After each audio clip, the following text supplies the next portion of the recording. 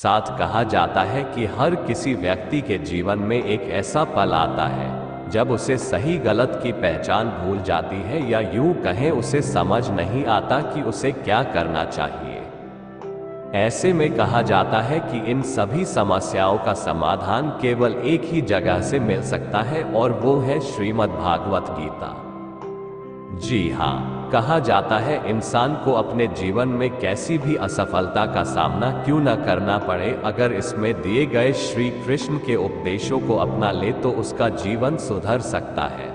मगर आजकल के भागदौड़ भरे इस जीवन में किसी के पास इतना समय नहीं है कि इसे पढ़ सके और ज्ञान प्राप्त कर पाए। इसी कड़ी में आज हम आपको बताने वाले श्री कृष्ण द्वारा बताई गई कुछ ऐसी ही बातें जिन्हें समझना प्रत्येक मनुष्य के लिए बहुत लाभदायक साबित हो सकती है। श्री कृष्ण कहते हैं कि प्रत्येक व्यक्ति को ब्रह्म मुहूर्त में उठना चाहिए।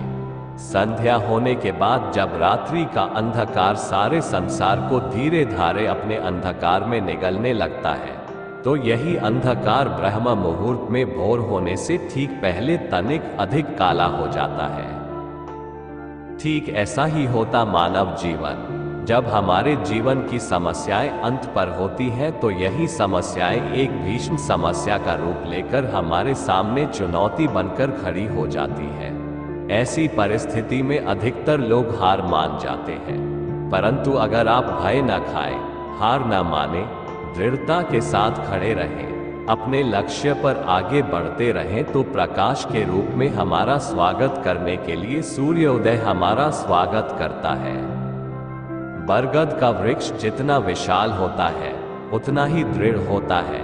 पतझड़ में वो सूख जाता है, परंतु दुर्बल नहीं होता, नहीं टूट कर गिरता है। मगर इनके विपरीत अगर दलदल में उपजे वृक्षों की बात करें तो वो दिखने में तो बहुत बड़े होते हैं। पतझड़ के आने जाने से उन्हें कोई फर्क नहीं पड़ता, वो सदा हरे भरे रहते हैं, परंतु इतने कमजोर भी होते हैं कि जलधारण के जरा से वेग से ही गिर जाते हैं। मगर क्या आपने कभी सोचा कि ऐसा क्यों होता है? इसका कारण क्या है? इसका कारण है जड़ें। जिसकी जड़ें दृढ़ भूमि में हो वो हर प्रकार की ऋतुओं को सह लेता है।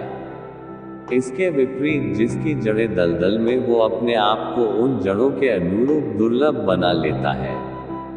कुछ ऐसा ही होता है मनुष्य जो अधर्म, असत्य, कुकर्म पर उपजा होता है, वो समय की एक मार भी नहीं सह पाता। और जो मनुष्य सत्य से उपजा है वो अपने जीवन की हर समस्या को पार कर जाता है। जिसका अर्थात ये हुआ कि ये आप पर निर्भर करता है कि आप क्या बनना चाहते हैं। हमारे जीवन में मित्र और शत्रु बड़ा महत्व रखते हैं। अगर गंभीरता से सोचा जाए तो कोई ऐसा क्षण नहीं जब हम अपने मित्रों और शत्रुओं के बारे में न सोचते हो।